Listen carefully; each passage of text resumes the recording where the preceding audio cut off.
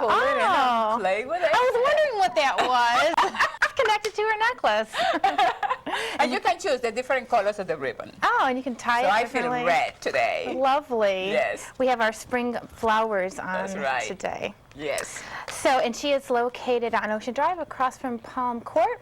So be sure to stop in and see the new spring fashions. Yes.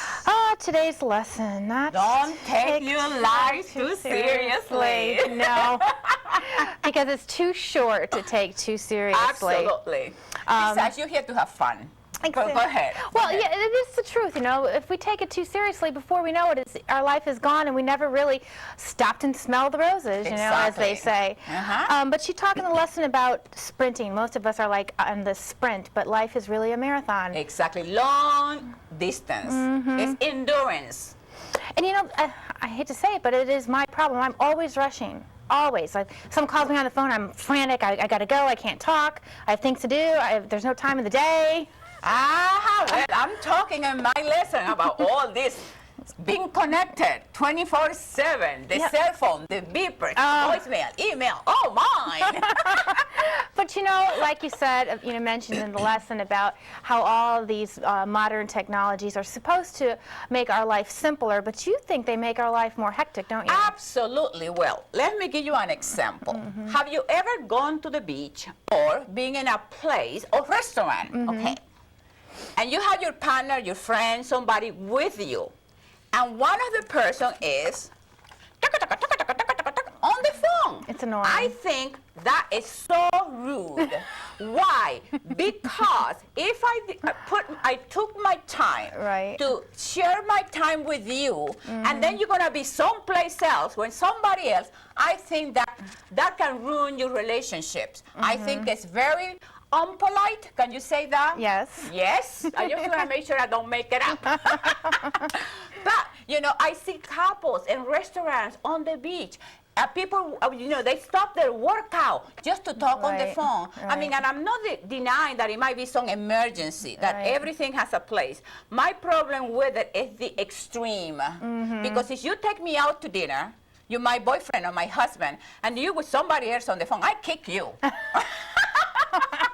Well, you know, the most annoying thing is, I guess, when they have a bad connection and they're elevating their voice. Oh my gosh. That is the worst. So, and then what happened? So don't do that. No, absolutely not. And the problem with that, seriously, taking your life seriously now, the problem with that is that you don't giving yourself the time to relax, and you don't give yourself free time to reevaluate, to think. You spend some time alone, and that is part of personal development. That's part of personal growth. If you constantly hurry, going nowhere, no wonder then you have the problem with your stress and your heart and your physical and your mental and spiritual. So it's okay not to be connected 24/7. You got my permission. Because if you have that cell phone, there's no time for reflection or peace, because there's always like something going on. Mommy, you know, mommy, you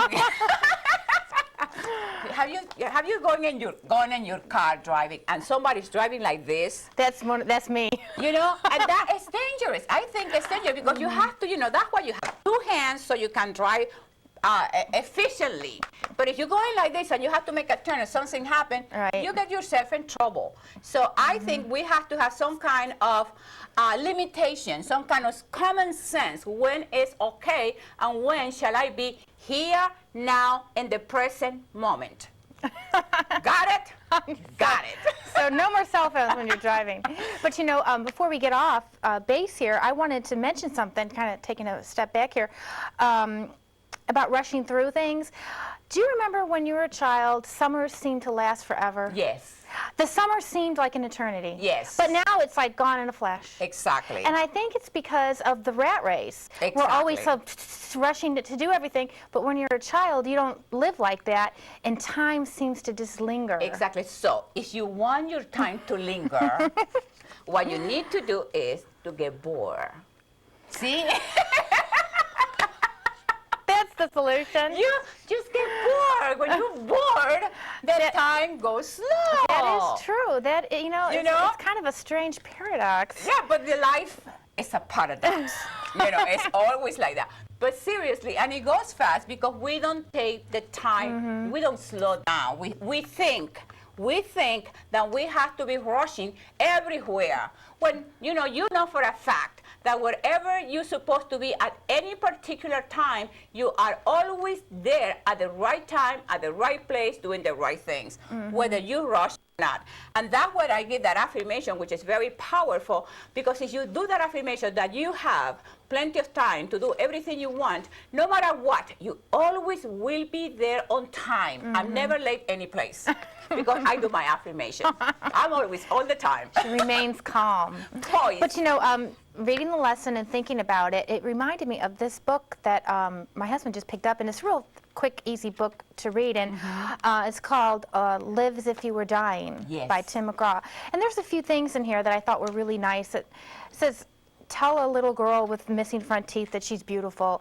Give your dog a bite of your sandwich. It's just like simple little things that people just let go in life. Exactly. But I like the part that you were showing me that it says that some people are lucky that they know they are they know that they're terminal. Terminal. We're all terminal. Exactly. We are all dying every single day. Some of us faster than others. But that is why it's so important that if you know that today might be your last day in this planet, that's why it's so important to say to people, I love you, I care for you, get rid of all that hate, that negativity, and enjoy life, because it's a very short trip. Absolutely. And that's another thing he mentions in the book. He says, tell people you love them. Don't be so uptight about it. Exactly. What's so uptight about? What's wrong? I mean, see, I do that all the time. Right, you do. You do. And I do it naturally, spontaneously, easily, effortlessly, free-flowingly, because I love life. And people are part of life, regardless, like you're saying about, the little girl without the front teeth. I don't care what you look like. I only see the greatness in you. The potential. The potential. Anything else? I guess that's it. Okay, well, thank you, my baby. Oh, thank you. I love you. I love you too. We love you. We love you. We're going to take a break and we'll be right back. Empowerment with Dr. Josefina Monasterio.